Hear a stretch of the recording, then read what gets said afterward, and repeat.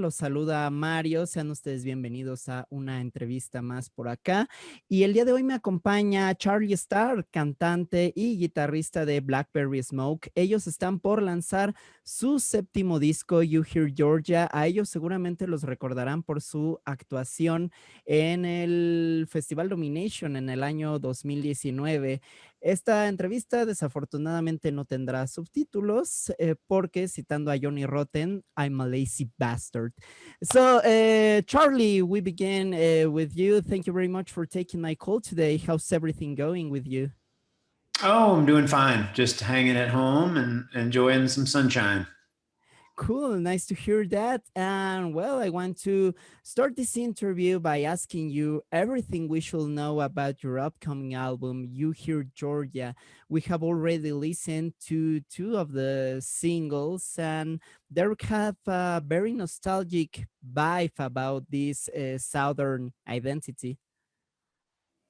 Yeah, I guess you could say that about those. That probably comes out in our music accidentally, you know, just kind of, we kind of, the where we come from sort of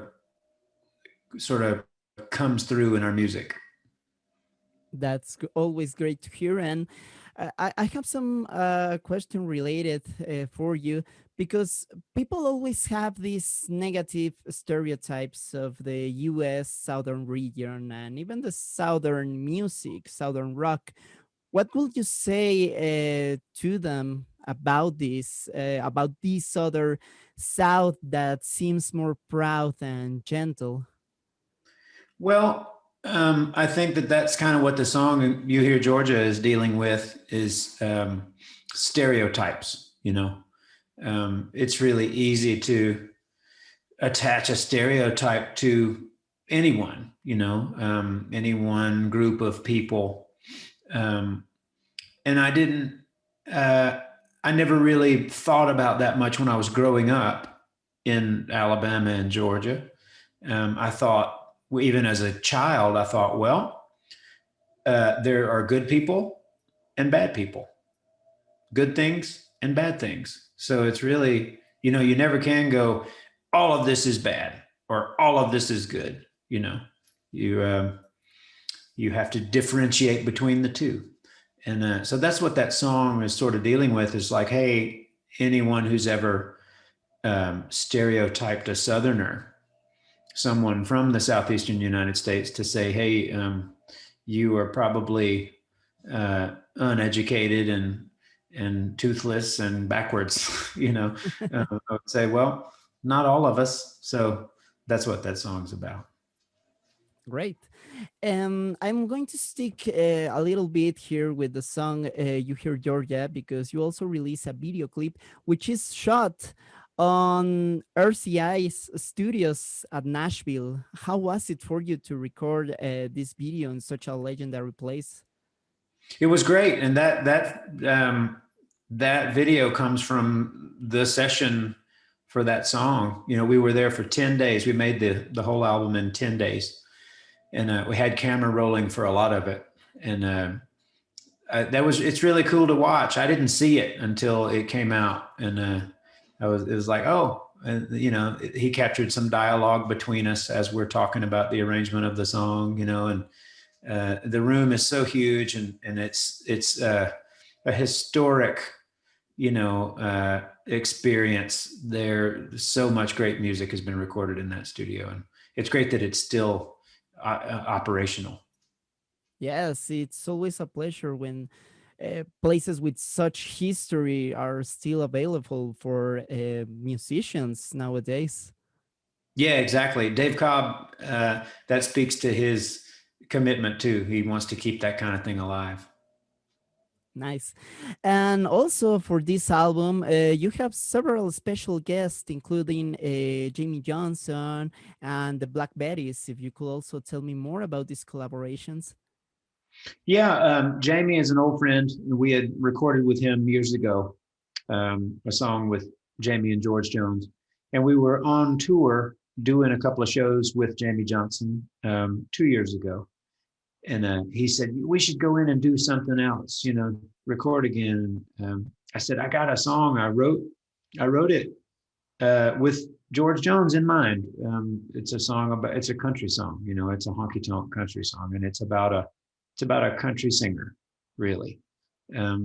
It's for George, and I let him hear it, and he said, let's go do that one. So he was the first person that came in and was a guest. And the Bettys, they worked with us on our last album, Find a Light, in Atlanta. I met them through an engineer that worked on that album named Tom Tapley.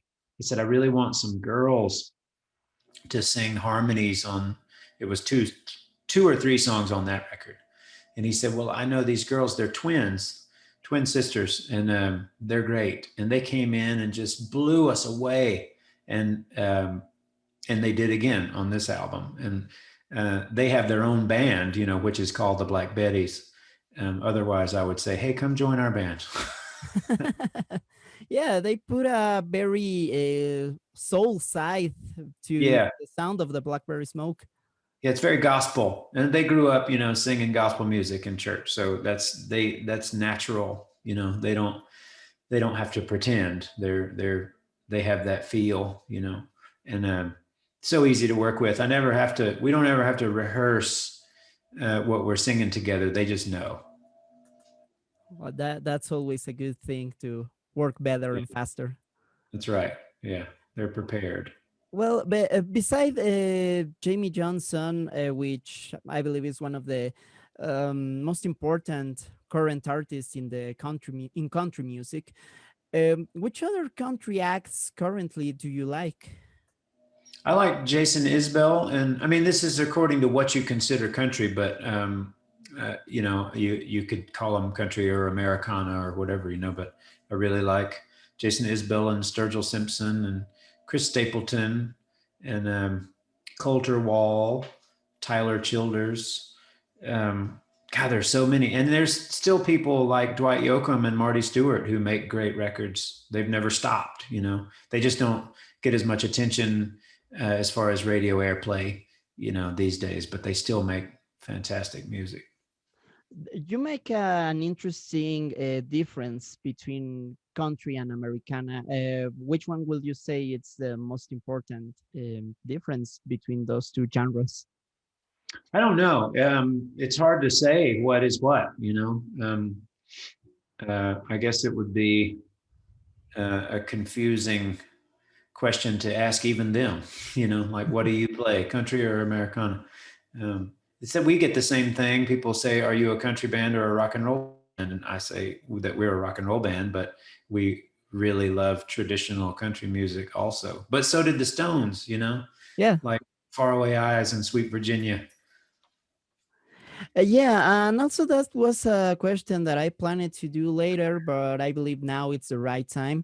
You have this sound heritage of Southern bands from the 70s, like Lynyrd Skynyrd or the Allman Brothers. For you, which are the three most important songs or albums of Southern rock? Oh, or your favorite? Well, I would say probably the Allman Brothers at Fillmore East, Lynyrd Skynyrd, Second Helping, and the Marshall Tucker Band, Searching for a Rainbow.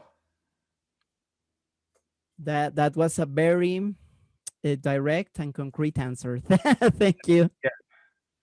That might change tomorrow, but right now, in the moment when you ask me, those are my three favorites. Great. Going back to the album, do you prepare to release another single soon? Yes, I believe could be Friday.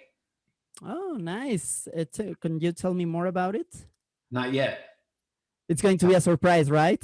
Surprise. Can't ruin the surprise, Mario. Okay, we'll have to be patient. Yeah. And now I want to talk about other things in your career. One of them really more about the relationship the band now have with Mexico, because despite having a career spanning over 20 years, your first visit to Mexico was in 2019. How did it feel for you to come for the first time, and did you felt your sound connected with the audience?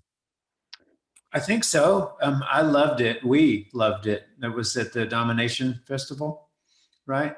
Yep. And it was fantastic. It was great to play with those other bands as well. But I love Mexico. I love Mexican culture and the music, and um, we visited many times, but that was the first time we ever played.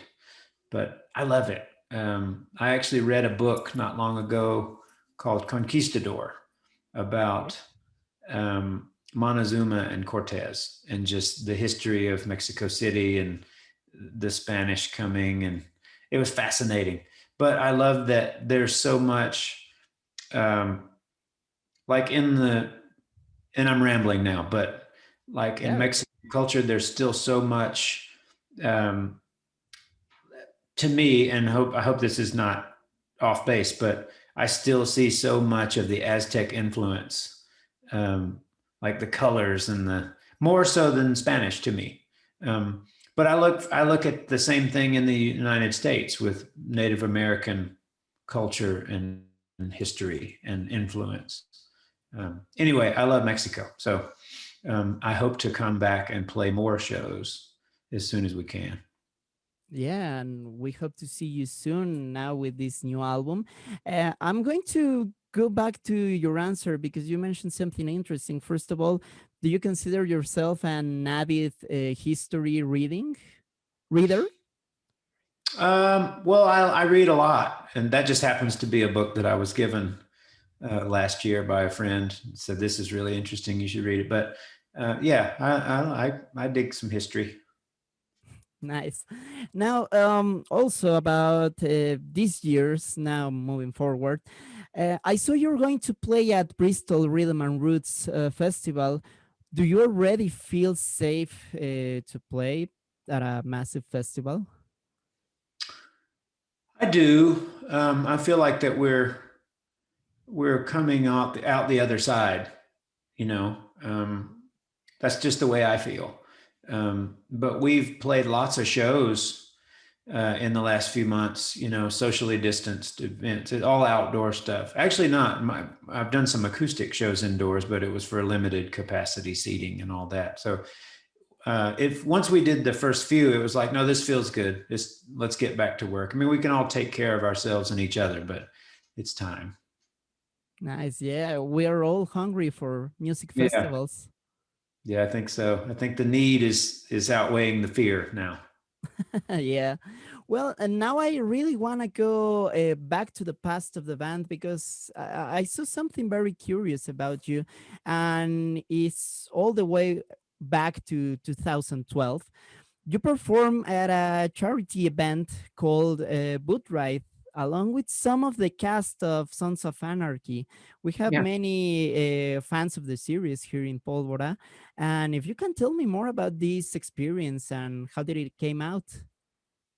Oh yeah, it was great. Well, we got involved with that organization, the Boot Ride campaign, and I before we went, that was in Los Angeles. We played it twice, 2 years, and before we went to perform, I had not seen the show yet.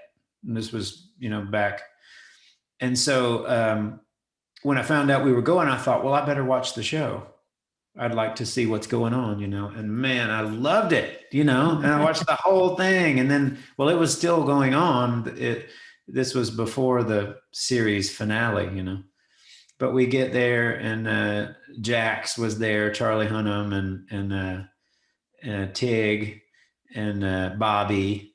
And we got to meet those guys and hang out. And that was for a great cause too, for veterans that suffer from PTSD and all sorts of other problems.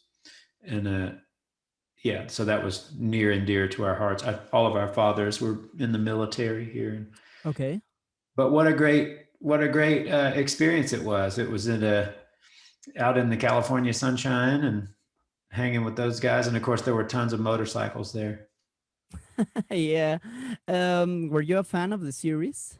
Yes, absolutely. Cool. Yeah.